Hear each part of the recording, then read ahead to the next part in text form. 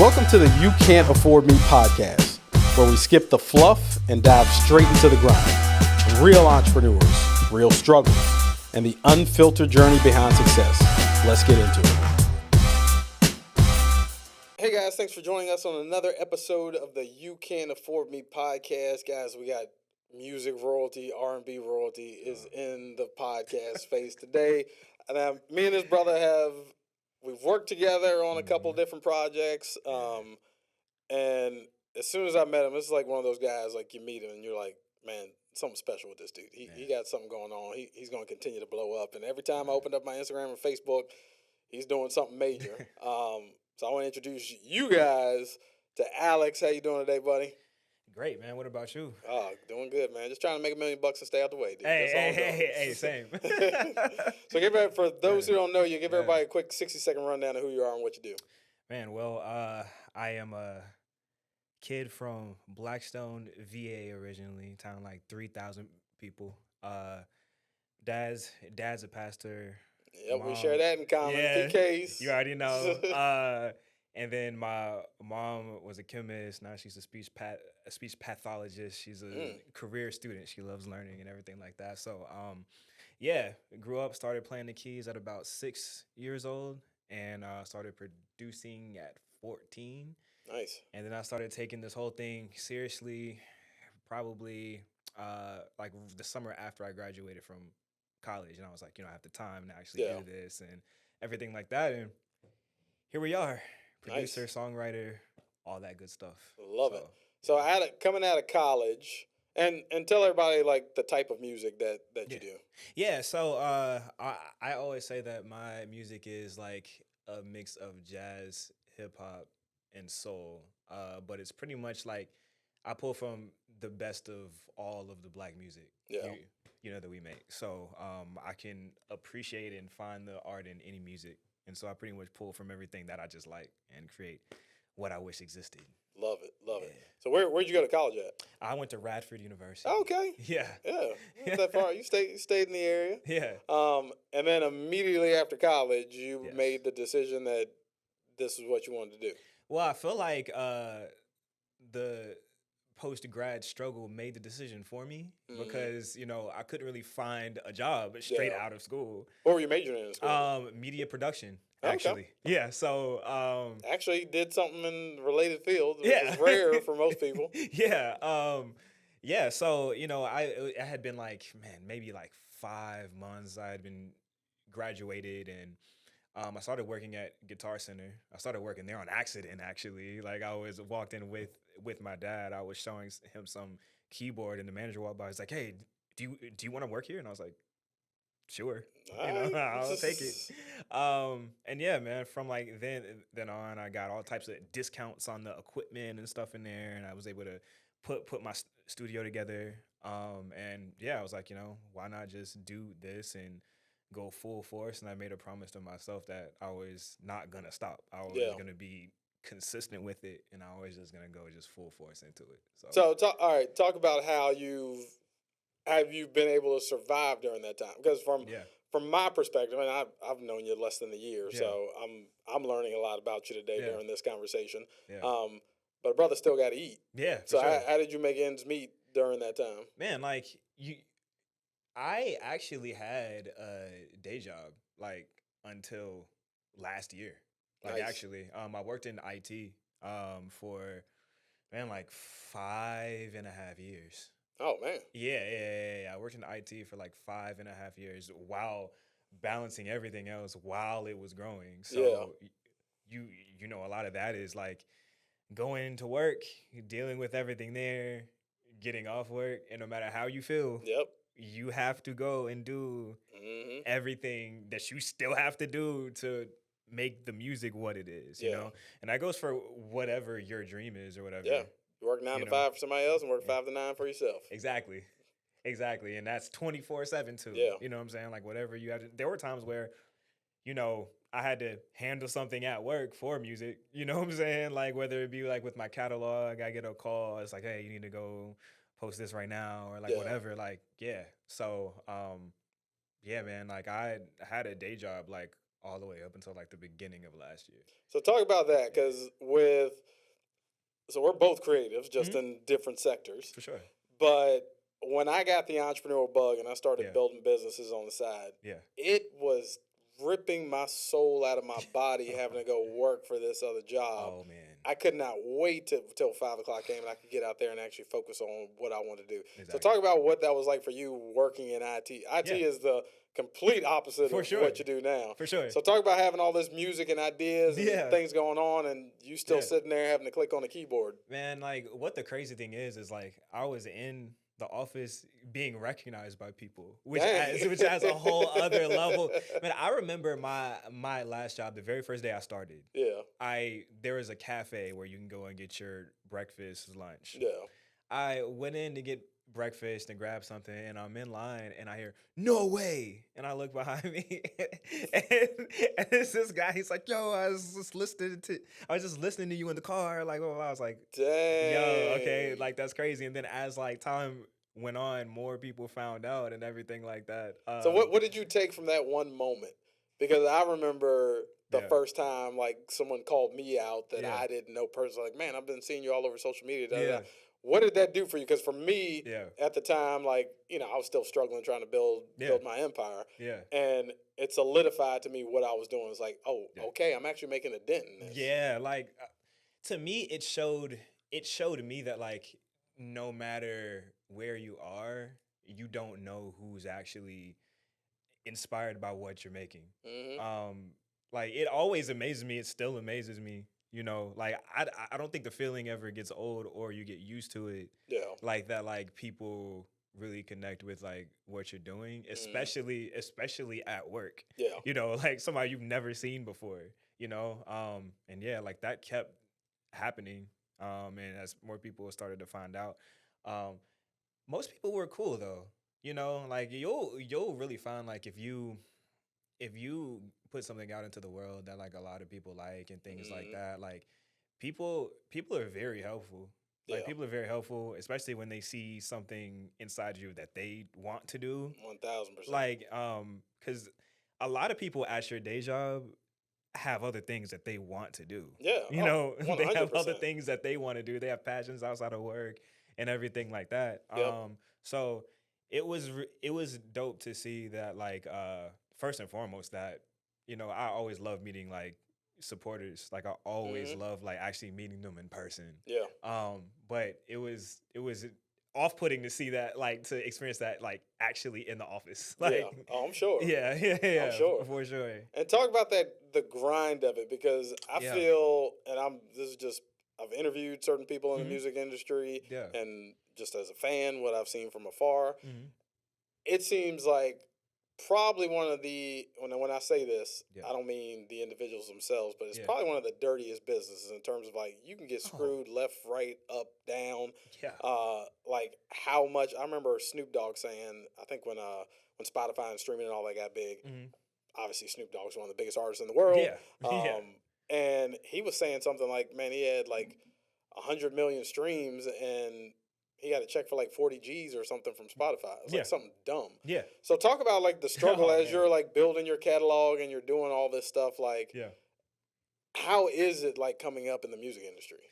It is I always tell people like honestly, you have a lot of your fun when you're oblivious to like Mm, all the other like politics yeah. and like the business side of it. I Hmm. remember doing shows in somebody's backyard and having a ball. Like, Yeah. you know, obviously it's a little more fun when you start making money, Yeah. like obviously that part is cool, but like you have to get there though. Yeah. You have to get there to the point where you are making a little bit of money. Yep. Like, so I remember my first royalty check was probably like I got like 79 cents. I saw 79 cents coming. I was like, yo, like, but that let me know like it was possible, but it also let me know the importance of like actually owning Hmm. owning your music actually. Yeah. Because if I didn't, that 79 cents would be going to somebody else Yep. before it was even sent to me. Absolutely. Um Understanding if you don't understand the business as an artist and understand what you need to look out for, Hmm. especially in contracts and things like that, what you need to ask for, and even if you don't go into a situation asking yourself, okay, what do I want out of this? And what do they want from Yeah. me out of this? Like, it's a different way of thinking. The music and the music business are two Yeah, two totally different things. And if you don't know that, Yeah. you're definitely leaving yourself out out there to hang to dry. So So, give us your top 3 things, because there are probably going to be some musicians and artists listening to this episode. Yeah. What are the top 3 things they need to look out for when they're putting a deal? And or how was your deal structured? Did you go independent? Are you under label? Like, Yeah. how's that worked out for you? So, first and foremost, I am independent. As of right now, this second, I'm releasing through a good friend's independent label. And really, it's like a 7%, 93% split. Like, I keep 93% of everything that comes in. Sounds like a pretty good deal. Yeah, like he distributes the music and everything like that. And it's very artist friendly. Yeah. Shout out to Kyle and Sonderhouse. But I would say the top 3 things that you need to look out for in a contract, if you can, try to own your masters. If you can, if that's on the table. If you're going into a major label though, Yeah. and you're not, like, you haven't built yourself up to be pretty big, Yeah. that probably won't happen. But if you can't do that, this is the second thing. Always make sure like there's a good exit plan in your contract that's less favorable to you. Yeah. You know what I'm saying? Like, now, obviously, whatever contract that a company gives you is going to favor them in some way. But as the artist, you need to make sure that like you're protected, especially by that. Like, make sure, you know, maybe if you're signed to an independent label, like, hey, if my A&R leaves that like found me, and this is for indies and majors really, but if the A&R that brought me here leaves, I can go. You know, you don't want to be stuck at a label and the person who found you and is passionate about you left, and now there's nobody in the building that's actually passionate about what you're doing. That's now you're just another artist they're gonna put on the shelf. Exactly. Yes. And the third thing I would say, know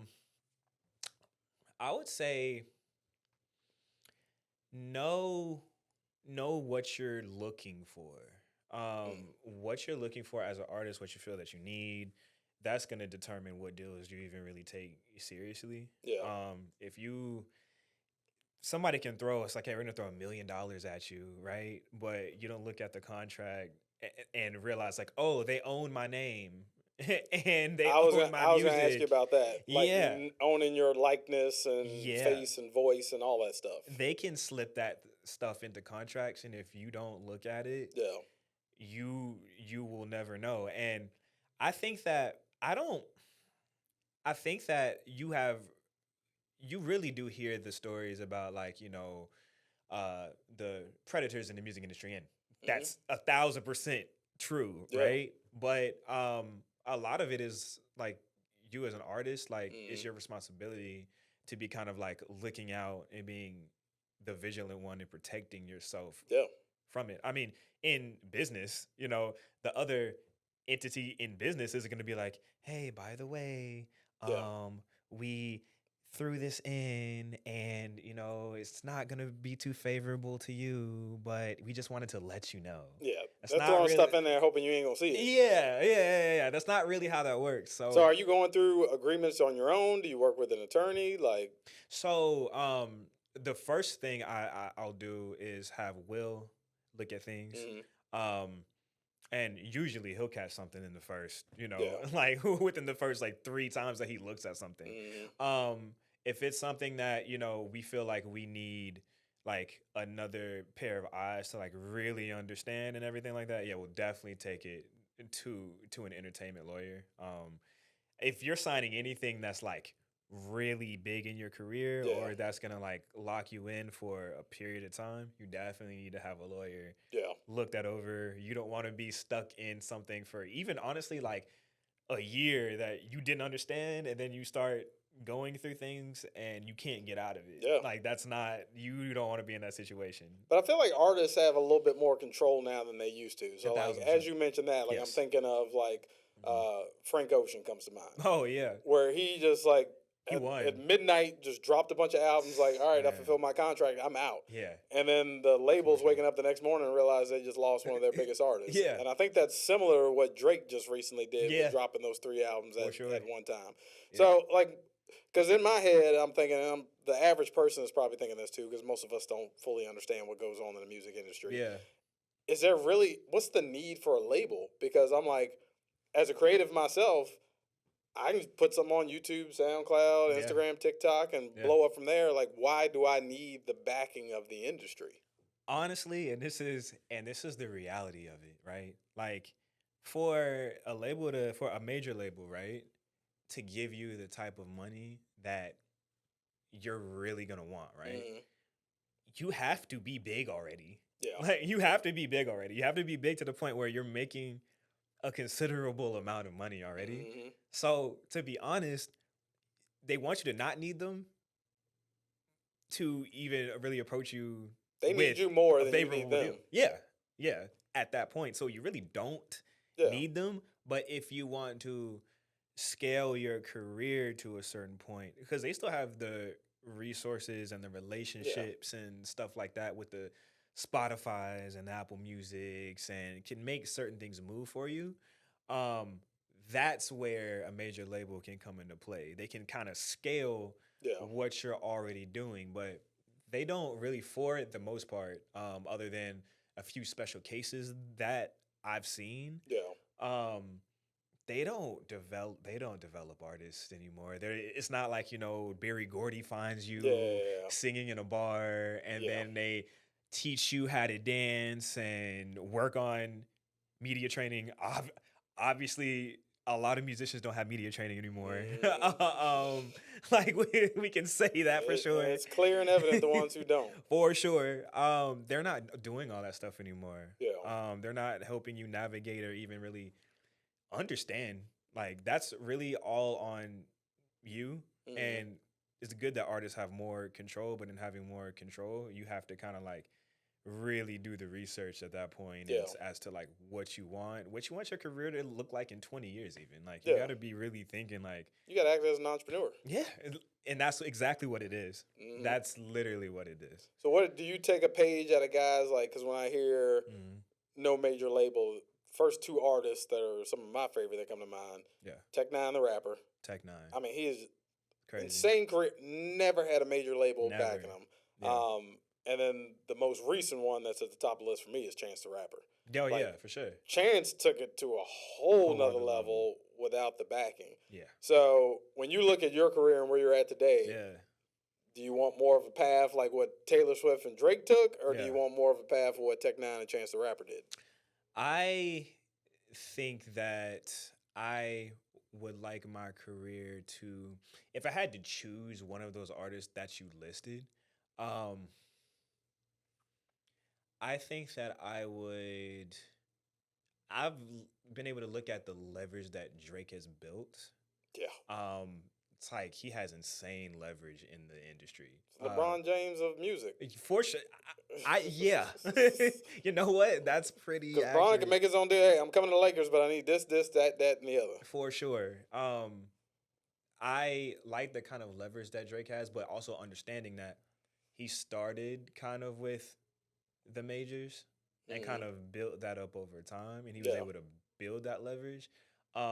He's gotten screwed his whole career, like independently, and then when he got on with Birdman stole from everybody, and then these last couple labels, like, just they're putting their hands in his pocket. Man, it's a dangerous game, and everybody takes some lumps from it too. Like, the biggest artists ever have taken L's, like in business and career and everything like that. Like, I definitely respect what Chance was able to do. Like, he was able to get huge, which is almost unheard of, especially at the time. Like, I really think he's a kind of like a pioneer for like what he was doing at the time, and what he's still doing. He started out with a gospel group, and then he got into the acid rap, and then he dropped that first album, and just the internet went crazy. And I think that Chance is he's a prime example of how to kind of like make yourself a commodity, kind of like, because he had those 3 hats that were going crazy. He was making millions off of the hats alone. Yep. Like, but I still don't know what that means. Like me neither.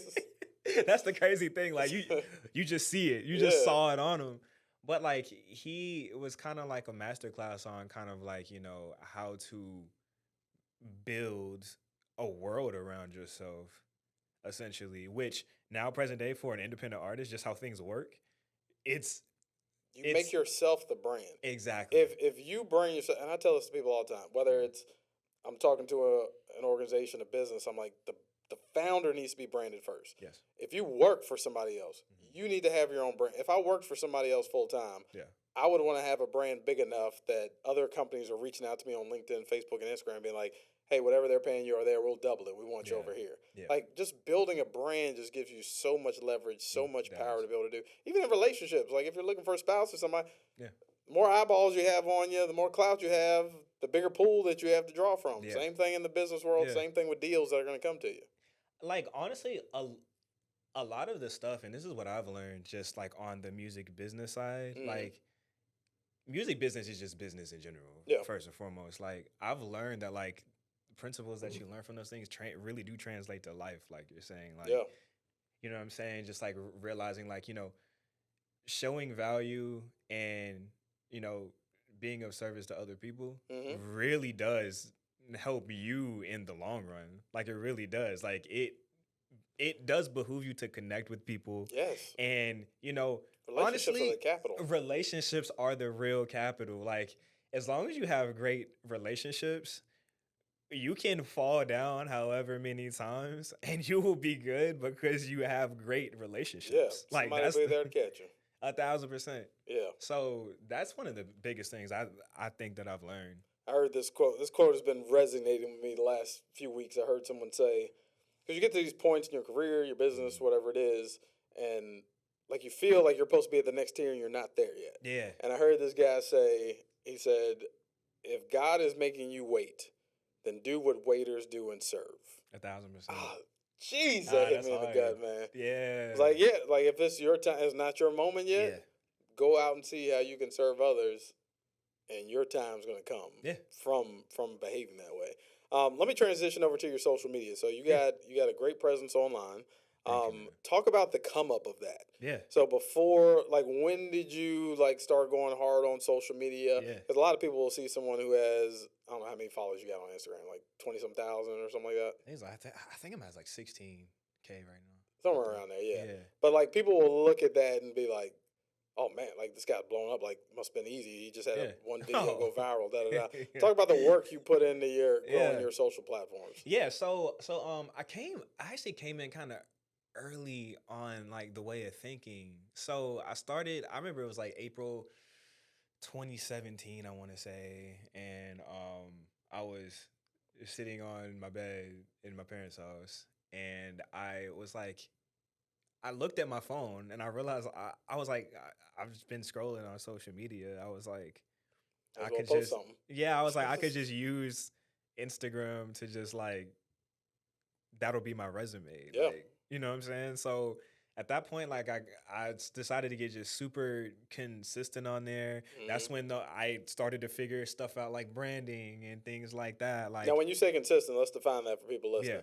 What's your level of consistency when you're talking about back in the day in 2017? Yeah, so like 2017, then I was like every Sunday and Tuesday, I'm gonna try to post, or if not both of those, at least Sunday or Tuesday. Yeah. I'm going to post something. So bare minimum, at least one post a week is going At least one post a week. I'm gonna post something. Especially when I want to put out a song. Or anything like that. Now, that coupled with SoundCloud was like the big thing back then. Like I was being super consistent on SoundCloud. Like, I was treating SoundCloud like social media as well. You know what I'm saying? Like I was just dropping edits or remixes or whatever I had like during the time. And I would, post a picture. It didn't matter if it was funny or whatever on Instagram, and in the comments, like I would somehow, it'd be some like dumb caption to somehow like tie in the fact that I released something, you know, like then I started realizing, you know, saving up my money and really getting like shoots done and stuff like that. You know, people just liked the way the pictures looked and things like that. Because here's the thing, people aren't gonna always like your music is just a vehicle for people to like get to know you. You're the real selling point. That's also what I figured out back then as well. You know, I realized that people were laughing at the captions, you know, like people were, you know, I was actually people were engaging. I was having conversations and things like that. You know what I'm saying? Like a year in, man, like I remember you know, I started to like build a following like slowly but surely. And I remember I had a show. It was a small show out in Virginia Beach, like, and I remember announcing it on my Instagram, and this one kid from Columbus, Ohio, was like, "Yo, I'm gonna be there." And people say things online like all the time. I'm like, okay, like whatever. Me and my homie get to Virginia Beach, and the guy messages me, and he's like, "Yo, I'm here." And I was like, "What?" And so I give him my homie's number. He calls. He's like, "Yeah, man, I'm here, and I brought friends too." Dang. And I was like, "How long of a drive was that for y'all?" He was like, "Oh, it was 9 hours." Like these kids drove from Columbus, Ohio to Virginia Beach just to meet me and see this small show. And that's when I realized the power of social media and just really like connecting with people. Really connecting with people. And that same guy, he showed up in New York when I had a show. You know what I'm saying? And I think the last time I saw him, he was actually here in Richmond, and we met up, and he wanted to take pictures and things like that, and we chilled and talked. But like back then was when I realized, I was like, okay, social media is like really, really powerful. Now you dropped a gem in there that I don't want people to miss. Yeah. You said connecting with people on social media. Yeah. A lot of people will get too big for their britches. They got 1,500 followers on Instagram. They're like, "Oh, I'm too big to respond to all these comments. I'm too big to be in the DMs and all this stuff." That's where the conversion happens. Yeah. Because people, your music may be one thing, but if they like you as a person as well too, For sure. oh, you got a fan for life. Yeah. And that's crazy to see. So I mean, from people recognizing you at the job to somebody driving almost cross country to come see you in Virginia Beach perform. Yeah. When did it start to click for you that like, man, I'm locked all the way in. Like I know that this is going to work out, because I think there has to be a level of like, whether it's entrepreneurship or being an artist, being a creative, For sure. at some point we lock in and say, "Oh, this is it. Like no matter how many times I fail, what happens, this is my destiny, and I'm going to keep on doing it." I think like, so that definitely, like that experience definitely like made me know, like I was like, okay, like this is something I really gotta stick to, and when something I'm doing is obviously working. But when it really became real for me was when like this gentleman that worked at Sony messaged me, just DM'd me. And this was at the early need of me taking social media seriously. I think the video was I used to make these, I used to take trap songs and cover them and make them jazz songs. And I think it was Migos t-shirt that I did. And that was like, honestly, the defining, like, it's changed the trajectory of my life. This gentleman from Sony hit me up. I didn't know he worked at Sony at the time. He was like, "Yo, man, I like what you're doing. If you're ever in New York, stop by the office." And I was like, "The office?" And then I went to his page, and he worked at Columbia. Yeah. Man, maybe like 3 months later, I was at Columbia. Like I was at Columbia Records. Like I was in there from my parents' basement. Like I got that message. I was in my parents' basement in that town of 3,000 people, and 3 months later, I was at Columbia. And that's when I realized, I was like, okay, this is like real. Like this is real, and this can 1,000% happen. Love that. Especially if you just stick to what you're doing. You know, you stick to connecting. You stick to just something. If something resonates with people, like you can't buy that part. Yeah. You know, and that's when it became like real, became tangible. That's what's up, man. Yeah, that's man. dope. Let's talk about stick on the social media piece. Yeah. The endorsements and deals that you're getting on that side. Yeah. So, number one, I want people to understand. So, like, when my platform's smaller than yours, like this shirt I'm wearing right now, I think we've talked about this. This company, 021 Originals. Yeah. I had 3,000 followers on Instagram. I DM'd the CEO of the company. And I said, hey, those are dope. I don't think you're hitting the target audience that's actually buying your stuff, guys like me. Yeah. What do you think about you send me some of your clothes? Yeah. I'll do some videos. I think he responded within 24 hours, said, let's go. And for the last year and a half, I've been getting free clothes. You've been working with Taft Boots. And I remember homie showing me Taft like years ago. And I'm like, $300 for a pair of boots, man. At the time, I'm like, I don't know if I can swing this. I was like, they dope. But it's a little bit of an investment. Yeah, I was like, they dope, but I don't know if I can pull that. How did deals like that come about? Yeah, man. So Taft happened. I had been wearing their boots for like 5 years, like before I ever even started. Just a fan of their product before. Yeah. I just love the boots.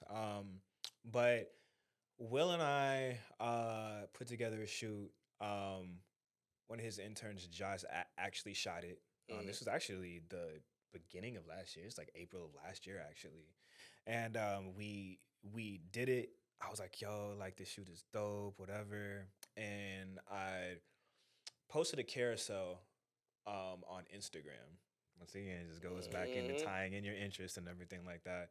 I was like, wait, before I post this, I'm going to list out everything I'm wearing and where it's from. And when I got down to the boots, I tagged Taft, and they actually reached out in the comments. So I was like, hey, can we use this photo? Can we get your permission to use a photo? Yeah. And in my head, I was like, yeah, go ahead. Yeah, of course. But then I thought, I was like, well, I have tons of photos because I wear their boots already, and maybe they could use some more photos. And so I DM'd them back, and I DM'd them, and I was like, yo, I have more photos. Maybe we can work together in some way. We did the first shoot. Will organized it and everything like that. We rented a U-Haul, so I'd have somewhere to change. So because we were mobile around the city and everything like that. And we did the first shoot, and they loved it. And then we talked about doing like something, doing an actual deal, for like a certain amount of time. Yeah. And they were with it. They believed in like what we had done and how we fit the brand and everything like that. And it was history from there. See, this was, especially dudes, this is what we gotta learn, man. Y'all ain't afraid to hit that baddie you see up on IG, but you scared to hit up a company that you already using their product and could potentially do business with. Like, it's not, just send the message. Just send the message. Like, and that was actually my second brand deal that came that way. Like, I previously, before Taft, I worked with the rowing Blazers, and that was in 2020. What did your following look like at that time? My following during that time, I feel like, was maybe 11K, maybe. But still, I think the big deals start opening up after you hit 10K followers. Yeah. But honestly, let me pause on this point. The follower count doesn't matter as much. Now that's more of like a superficial flex. But like we follow each other on social media. Like I got a graphic that got 2.8 million views on that now. Yeah. So it's like they would rather be working with somebody who's getting the engagement and getting the views. Because a lot of times now the algorithms have gotten so sophisticated, particularly on TikTok. Yeah. Where if you like somebody's post one time, they're gonna show back up on your feed. So a lot of times people don't even think to hit the follow button because they know, well, I see this guy's stuff every time I get on, so like it's just gonna keep popping up. Like we don't even consciously make that connection anymore. Yeah. So it's the activity. If they see that you're consistent, they see that you're engaging with your audience and all these different things, they're like, okay, this guy's built a community. that's the most important part to them because they want a community that they can tap into that, they feel like they could sell their product to. Like that's the biggest thing. You can have like 200,000 followers, and if they're not engaged or don't care about what you're doing, then like there are plenty of pages. I come across pages all the time, 200, 300, 400,000 followers. You got 40 likes on a post? Yeah. 200,000 people are following you, you got 40 likes? Something's off here. That's hard. Either you paid for followers, which I don't think as much of that goes on. Back in the 2017, 2018 oh, man. People going crazy. You got like 1,000 Muhammads following your page and you live in Gary, Indiana. That doesn't make any sense. I can figure that out real quick. And I don't think that people understand like that part of it. Like, you're not going to extract all the value that you really could from, honestly, even a social account that may have like 6,000 followers but is super engaged. You're not going to get as much value as you from as page with 200,000 followers and people aren't engaged. I think the sweetest spot probably on the influencer side is between 10 to 30K max. Yeah. I found that 15 to 20,000 range, at that point you have you got soldiers out there for you. Like these people like really care about your brand and they're following your direction on certain things. They're like, yo, if Alex thinks this is hot, like if he's mentioned this artist or he's mentioned these clothes, I need to go check this out because if it's good enough for him, it's probably good enough for me. People just need to understand that piece. I mean, this is just curiosity, and I think most people want to know. For an artist that's growing a brand as strong and as fast as you are right now, what's the regular day look like for you? Like, are you just in the studio? Are you writing constantly? Is it focused on the marketing piece? You just chill? Because like you look at like comedians. Like comedians for the most part, them dudes don't get out of bed till like 1 o'clock in the afternoon. Yeah. Because they're just night owls and they're doing stand up at Funny Bone and stuff like that. Yeah. What does the average day look like for you? It can be different depending on like the time that like we're going through, right? So now we're gearing up for the album and everything like that. So the album's done. So I'm not writing and recording as much as I am. We just got off of a binge of shooting content. Yeah. Right. So my feet were hurting after that shoot, man. Oh man, like what? And then we had about like another week and a half solid of just shooting content, like shooting around. It's full days, 9 to 5 shooting content. But I go through I call them recording binges where like, maybe that week, maybe that's all I'm doing is just recording, because I also don't like to have to catch up on recording. If I want to put a song out, I don't want to have to record the song and then put it out. I like to have like a back catalog of music that I can just pull from and then put out. Absolutely. So it may be doing that.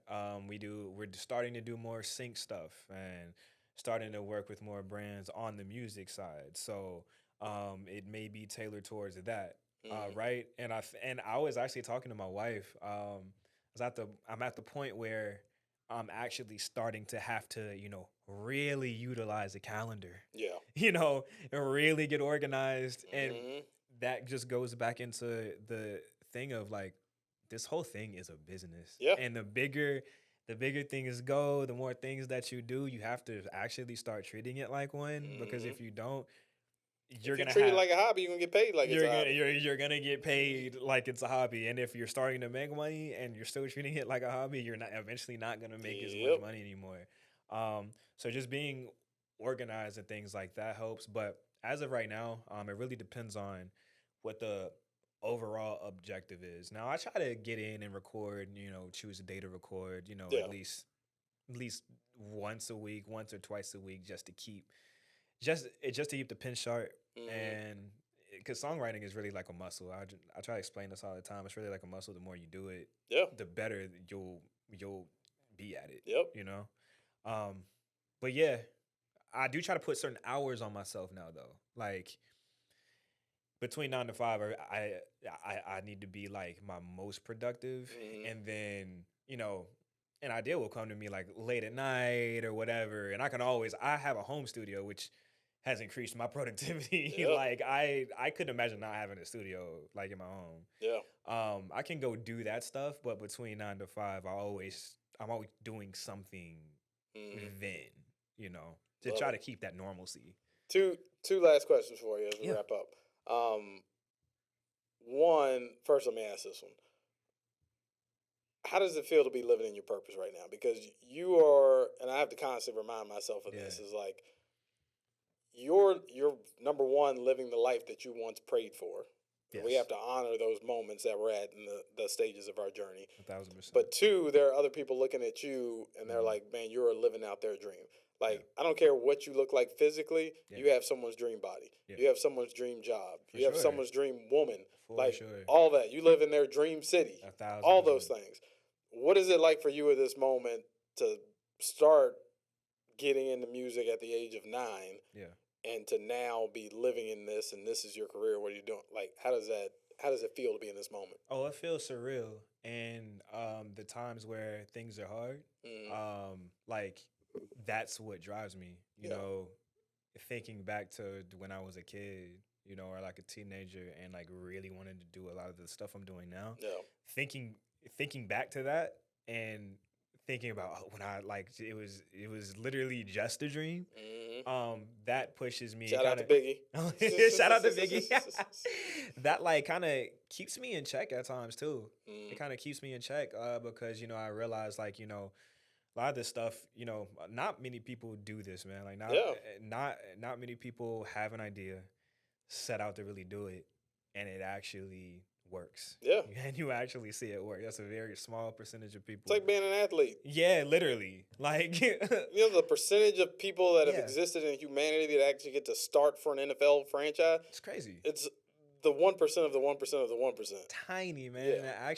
To actually, win a Grammy doing this, stuff like that. Like that's I can't complain. Like even on days where you feel like you could complain, like that kind of keeps you. It kind of keeps you leveled, and it feels great, man. It feels great.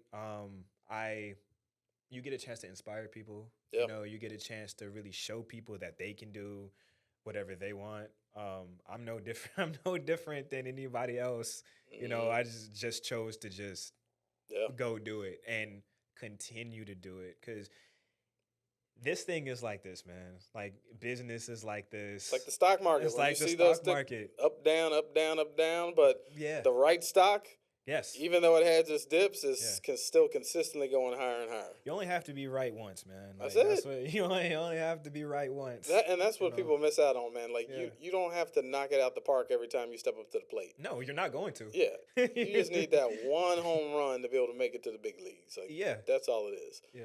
Last thing I want to ask you as we wrap up, if there is an artist, there's someone who has music in their soul and their mind, and they haven't taken the leap of faith to get this out of here, what's the number one thing you recommend to someone who's coming up as an artist?